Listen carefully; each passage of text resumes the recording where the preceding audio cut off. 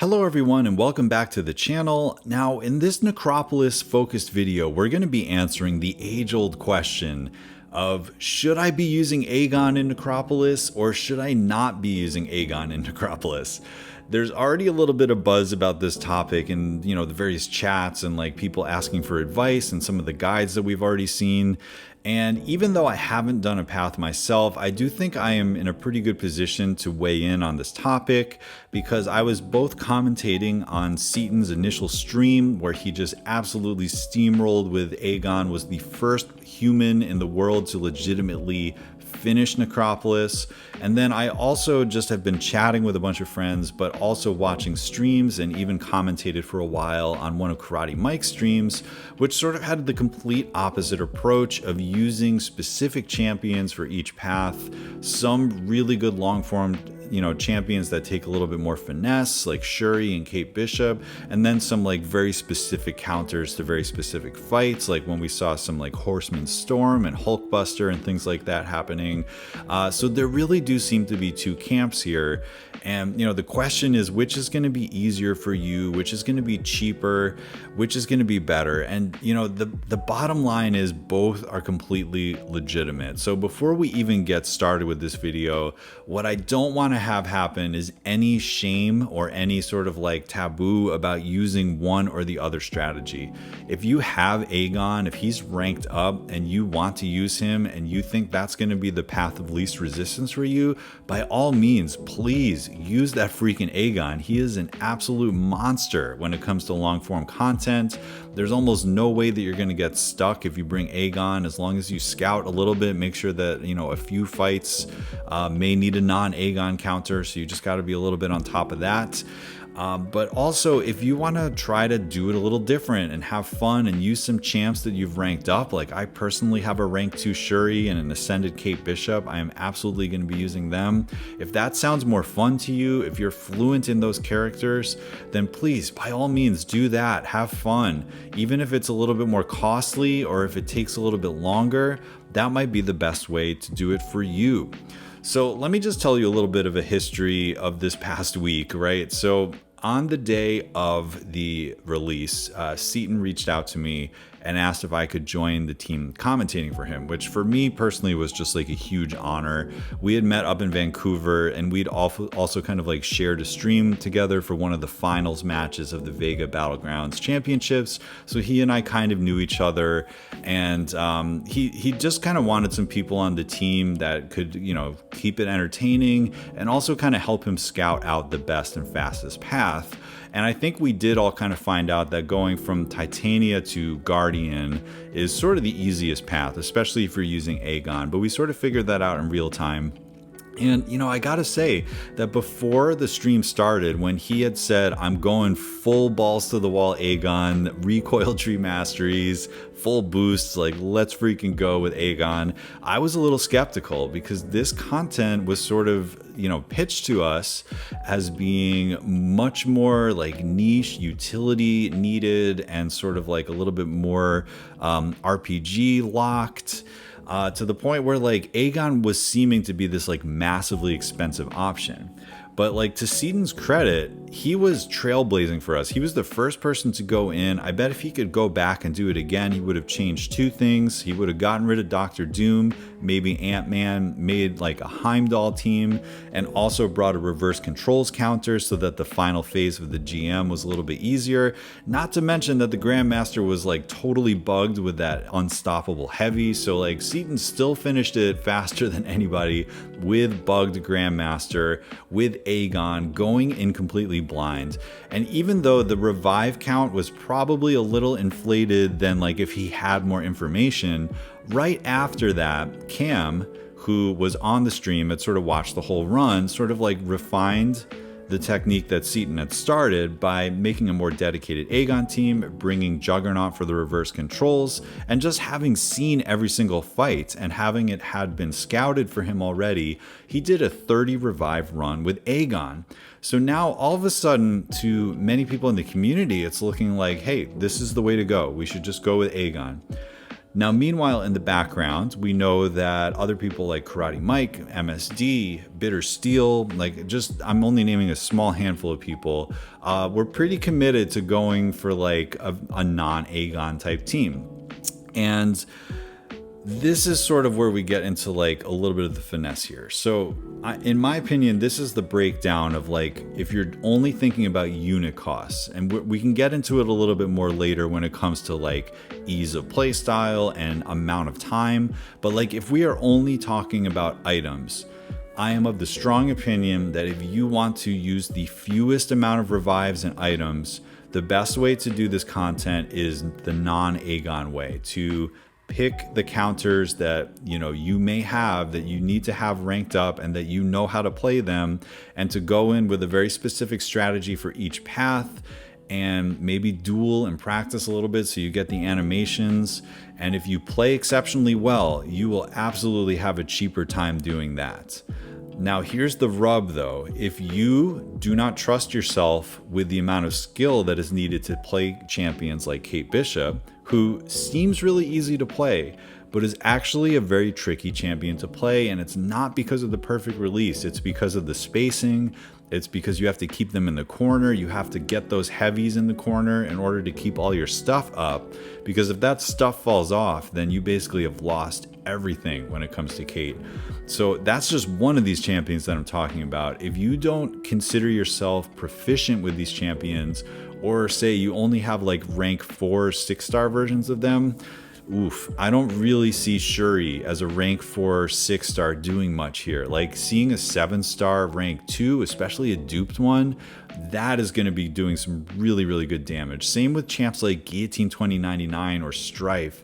I don't really see 6-star Strife being a very satisfying option, or for certain a 6-star Guillotine 2099. I would highly advise not doing that. But a 7-star, a rank 2, like a rank 2 Strife, a rank 2 Guillotine 2099, Shuri, these champs that we're talking about, they're going to cook, especially if you know how to play them and you feel proficient with them. So again, what it comes down to is if you have the counters, if they're ranked up, if they're of the right rarity, which does take a lot of roster chasing and luck, and you're proficient with them, that is by far going to be the cheapest option. But if you do not meet all that criteria and you feel like you either don't quite have the skill yet, which is like completely honest and fine, that is completely fine. You are no less of a person if you're not proficient with Kate Bishop, even if you ranked her up.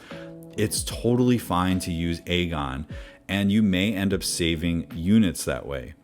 Now, the other aspect of this is that even if Aegon is somewhat more expensive than playing exceptionally well, he is incredibly fast, because you're just going in there, you're doing a ton of damage, you might die, you pop a revive, and then you just keep going.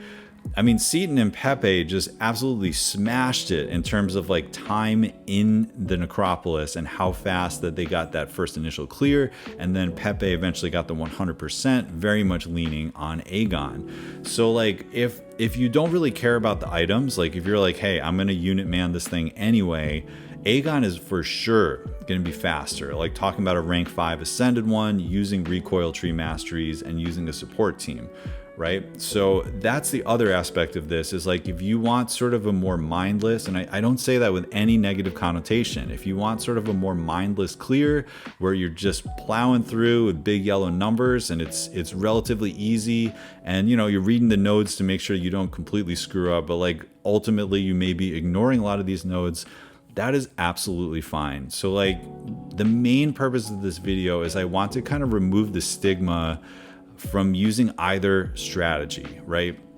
Because when it comes to Aegon, man, he is the king of Everest content, and they did not shut him down in this content. They absolutely did not shut him down.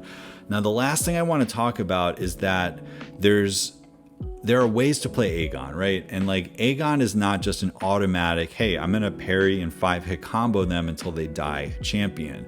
If you do that, if you are not proficient with Aegon, if you're not playing Aegon properly, you're going to actually potentially have one of the most possible expensive runs available in the Necropolis, because in order to play him well, you really need to know two things. You need to understand how to get hit, how to use the heavy, how to get those furies up and keep them going, using the unstoppable, getting your openings with the unblockable, and knowing how to keep the fury uptime, maybe landing some special twos with the big bleeds as well. And the second thing with Aegon is you kind of have to have a sixth sense, right? When it comes to knowing when it's time to go balls to the wall, when it's time to YOLO because you know you're about to die, and just squeeze out the maximum amount of damage at the end. And believe me, that seems like it's brute force, but I'm telling you, Seaton has that sixth sense. It's one of the reasons why he was the fastest clearer of Necropolis, is he knew when all hope was lost, when they were going to go red, and when to throw the special 3, when to try to just keep them locked at 3 bars and just like keep spamming in the corner and like hope that they don't throw it. You can end up getting like literally 1,000,000 extra damage if you finesse the end of the fight with Aegon appropriately. And if you have Heimdall on the team, that can squeeze out even more damage toward the end. So the other thing to note about this whole concept and this whole video is that using Aegon also does take a little bit of finesse and like sixth sense, knowing how to squeeze the most out of him. Otherwise, it will actually be a pretty dreadful experience.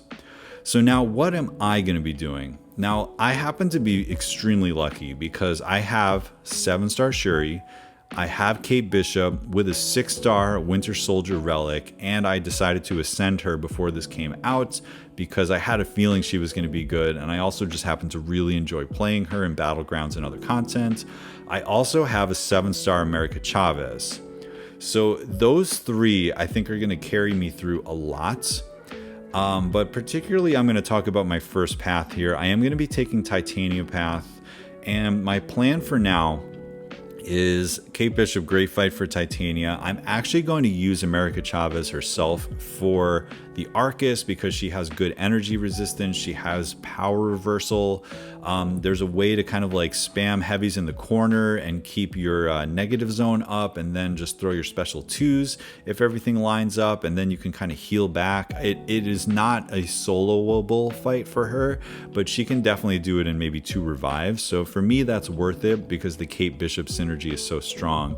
And then, you know, I was scouting out this path, and there are a few tech champions, like particularly this Omega Sentinel, where I feel like removing armor is going to be important.